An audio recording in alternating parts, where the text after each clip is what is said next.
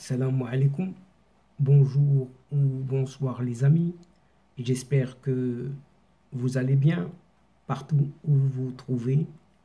En tout cas, c'est ce que je vous souhaite et pour le meilleur de toutes les situations, bien entendu. Pour ma part, je suis content et heureux de vous retrouver une nouvelle fois et bienvenue sur votre chaîne Bled Magharibia. Un tout grand merci de nous recevoir chez vous et parmi vous à travers cette 352e vidéo qui vient vers vous pour vous proposer votre CQFD habituel, c'est-à-dire ce qui fait la petite discussion entre nous à chacune de nos rencontres. Vous savez très bien que votre CQFD de votre Bled Magharibia ne se consacre qu'à cette actualité nord-africaine.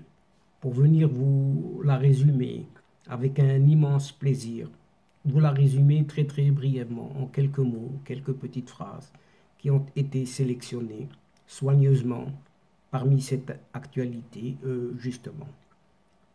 Le présent CQFD se consacre à ce qui se passe dans ces dessous de cartes ou plutôt ces dessous distributions des cartes à travers ces, entre guillemets, ces seuls visas qui intéressent cette Algérie dans la relation avec la France. Et on ferme le guillemets ici. Ceci est une phrase émanant de cet ex-ambassadeur de Paris à Alger. La France doit avoir une position beaucoup moins timorée vis-à-vis de l'Algérie si elle veut tourner la page 60 ans après l'indépendance de ce pays, estime un certain Xavier Driancourt, cet ex-diplomate en poste à Alger justement, pour qui la seule chose qui intéresse justement ces Algériens, ce ne sont que les visas et rien d'autre. Chers amis, sachant aussi qu'au sein des coulisses énergétiques cette fois-ci, oui, dans les coulisses énergétiques, ces hautes sphères hispano-algériennes, en catimini, en cachette ou plus poliment, confidentiellement, continue de négocier cette sacro-sainte réouverture de ce fameux gazoduc Maghreb-Europe, oui, ce fameux GME. En effet, même si Madrid a finalement pu passer l'hiver sans souffrir de cette fermeture de ce GME, eh bien, le chef du gouvernement espagnol s'active toujours pour convaincre cet effacé président algérien de revenir peut-être et encore à la situation qui prévalait avant le 31 octobre dernier. Et ces négociations, dites tout de même confidentielles et qu'elles ne le sont plus par ailleurs puisqu'elles sont publiées dans les médias un peu partout, eh bien ces négociations sont appuyées également par les États-Unis d'Amérique qui plaident également pour une reprise de ce gazoduc Maghreb-Europe. Ainsi, chers amis, commençons cette séquence d'abord par cette déclaration tonitruante où il est dit tout simplement ceci, on ouvre les guillemets et on les ferme tout de suite. Les Algériens ne comprennent que le rapport de force.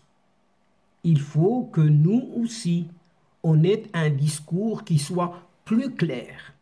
En tout cas, c'est ce que dit un certain Xavier Driancourt, cet ancien ambassadeur de France en Algérie, dans un entretien accordé à l'AFP, à cette agence France-Presse, à l'occasion de la sortie de son livre, un livre intitulé « L'énigme algérienne ».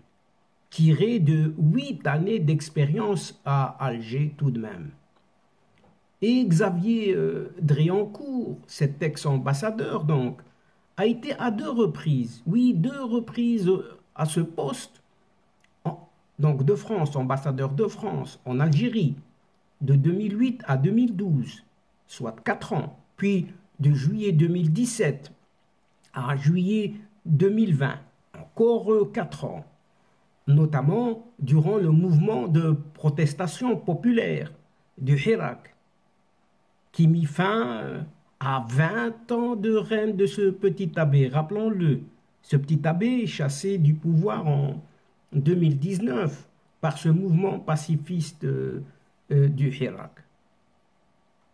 Après 130 années de colonisation, dont 8 d'une sanglante guerre d'indépendance, et 6 décennies de relations postcoloniales plus ou moins heureuses, crises et crispations se multiplient depuis 2019 au rythme des rappels ou autres convocations d'ambassadeurs par les autorités algériennes. Dans le fond, les Algériens ont fait le choix de la Chine. Nous, ils nous mènent en bateau. Il n'y a qu'une chose, oui, qu'une seule chose qui les intéresse dans la relation avec la France. Oui, les relations avec la France, ce sont les visas. En tout cas, c'est ce qu'assène toujours Xavier Driancourt.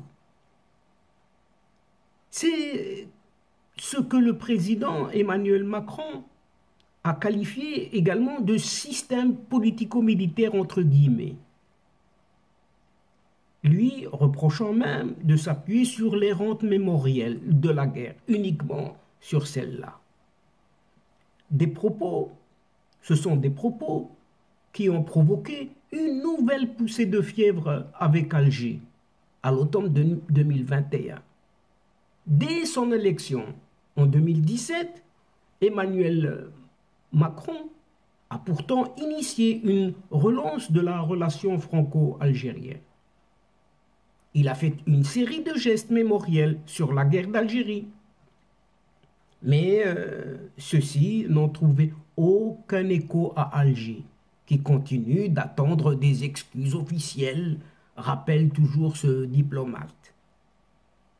Deus ex machina, le président français, a proposé la création d'une école 42 à Alger, sur le modèle de celle fondée à Paris par l'homme d'affaires Xavier Miel, pour y former des jeunes au codage informatique. Le Tour de France, oui, le Tour de France, le fameux Tour de France 2022 de cette année, aurait aussi dû partir d'Alger, un symbole fort, en ce 60e anniversaire de la fin de la guerre. En tout cas, c'est ce que raconte toujours Xavier Driancourt. Autant de projets restés lettres mortes, tout simplement. Et il poursuit. Nos interlocuteurs nous disaient c'est bon, et puis ça s'est arrêté, et on n'a jamais eu d'explication.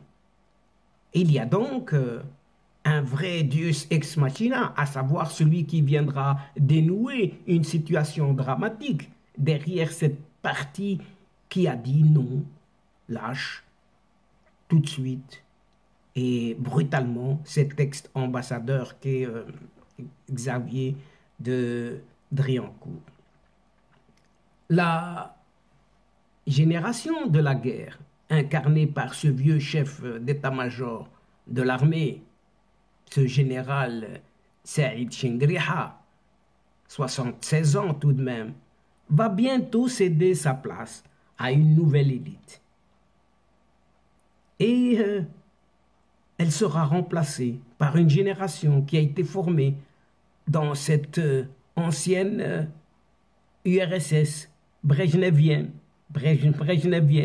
et aussi plus arabophone. Ils ne nous seront pas forcément plus favorables. En tout cas, c'est ce que relève toujours ce Xavier Driancourt. Et la génération d'encore, après a été formée au moment de la guerre civile algérienne. Rappelez-vous de ces années 90, la décennie noire. Elle est plus tournée vers les pays du Golfe, l'Égypte, pointe encore une fois Xavier Driancourt, cet ancien ambassadeur de France à Alger. Donc il sait de quoi il parle. Sachant aussi, chers amis, que du côté du gouvernement espagnol, cette fois-ci, il négocie, oui, ce gouvernement espagnol, en tout cas son chef, négocie avec les plus hautes autorités algériennes la réouverture du gazoduc Maghreb-Europe, ce GME, qui passe par le Maroc. Une révélation faite par le site économique Merca 2.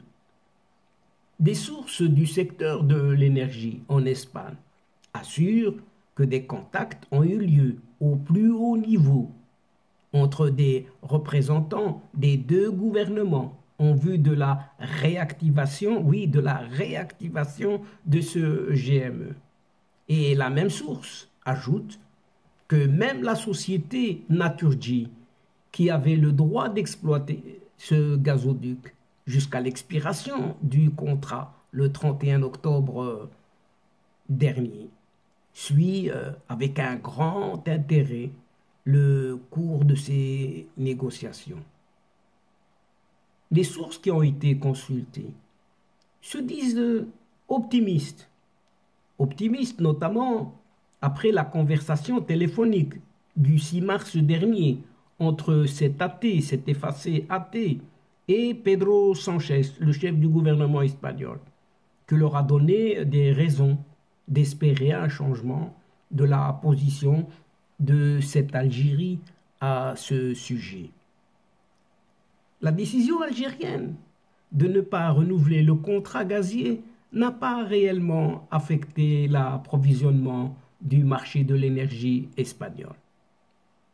Ce voisin ibérique, a vite pallié cette fermeture en frappant aux portes des États-Unis pour garantir ses besoins en gaz. En février dernier, l'Espagne a d'ailleurs produit un peu moins de 12 500 gigawattheures à partir de GNL, ce gaz naturel liquéfié, prévenant même des États-Unis, soit quelque chose un peu moins de 33% du total des importations gazières, contre auparavant un peu moins de 800 gigawattheures via le gaz algérien, donc quelque chose comme cette fois-ci 4000 gigawattheures en plus, soit du temps de cette Algérie, elle n'exploitait que 23%, face actuellement à 33% venant des États-Unis. Ainsi, les États-Unis verraient d'un bon œil la reprise de ce GME, puisque cette médiation, si on peut l'appeler ainsi, de Pedro Sánchez n'est pas dénuée de calculs politiques. Actuellement, cette invasion de la Russie sur le territoire ukrainien offre au chef du gouvernement espagnol l'occasion pour renforcer sa stature internationale, dit-on, auprès de l'administration de Joe Biden. Avant même le déclenchement de cette guerre en Ukraine, le 24 février dernier, les États-Unis cherchent activement des alternatives au gaz et pétrole russe, notamment pour approvisionner le marché de l'Union européenne. Après le Qatar, Washington a même initié un dialogue avec le Venezuela pour la levée des mesures imposées en avril 2019 par l'ex-président Donald Trump, interdisant aux entreprises américaines d'importer du pétrole vénézuélien. Le président Nicolás Maduro a révélé la semaine dernière avoir rencontré une délégation composée de hauts fonctionnaires américains et abordé la reprise de ses exportations. Les États-Unis appuient cette initiative de Pedro Sanchez visant à convaincre ce dépassé président athée de rouvrir ce gazoduc Maghreb-Oran, sachant que ce GME passe toujours par le Maroc, dont l'Algérie a coupé court toute relation. Et depuis son arrivée à Alger, début février, la nouvelle ambassadrice américaine, Elisabeth Moore Obin, a soulevé cette question lors de ses réunions avec cet athée, avec le Premier ministre algérien, Ayman Ben Abdelrahman, ainsi qu'avec le ministre des Affaires étrangères, ce Ramtan Lamamra.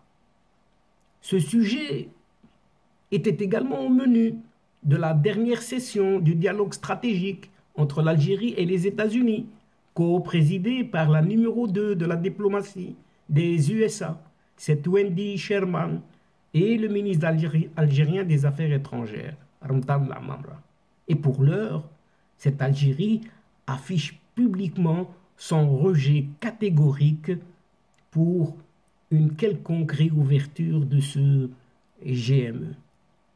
L'Algérie a néanmoins accordé une concession aux Américains en convenant de qualifier l'invasion de l'Ukraine, entre guillemets, d'attaque préméditée et injustifiée de Vladimir Poutine contre le peuple ukrainien. C'est ce qu'a indiqué les services d'Anthony Blinken dans un communiqué publié le 10 mars dernier. Mais dans tout cela, chers amis, le Maroc non plus n'a pas dit son dernier mot sur cette sacrée question d'ouverture de ce GME, puisque ce Maroc mettra ses nouvelles cartes sur la table de ces négociations, s'il y a négociation, avec de nouvelles conditions, bien évidemment. Il viendra avec ces conditions. Et cela va de soi. Cela va de soi, bien évidemment, que ce GME qui traverse le Maroc, dont le Maroc mettra un certain nombre de points sur les i. Et donc, chers amis et chers adeptes de la chaîne, c'est ici que prend fin cette séquence. En prenant congé de vous, mais néanmoins, nous espérons vous retrouver très très bientôt avec un immense plaisir pour vous relater d'autres thèmes, d'autres sujets lors de vos prochaines vidéos de votre CQFD ou tout simplement de ce qui fait la petite discussion entre nous à chaque fois. Un tout grand merci pour votre confiance, pour votre fidélité et votre patience et surtout pour votre participation de nous écouter jusqu'au bout des séquences qui attendent énormément de vous, surtout votre soutien et vos encouragements, oui, vos encouragements, mais néanmoins ne nous oubliez pas de nous aider et d'aider votre chaîne en vous y abonnant, très très nombreux, afin d'être informés rapidement et ce en toute primeur bien sûr. Chers amis, n'hésitez pas non plus de partager au grand maximum autour de vous les séquences vidéo de votre chaîne. Pour moi, il ne me reste plus qu'à vous dire au revoir les amis. Al-Asdiqa, salamu alaikum wa rahmatullah wa barakatuh. À la prochaine fois et à bientôt. إلى اللقاء في حصة أخرى إن شاء الله مع السلامة.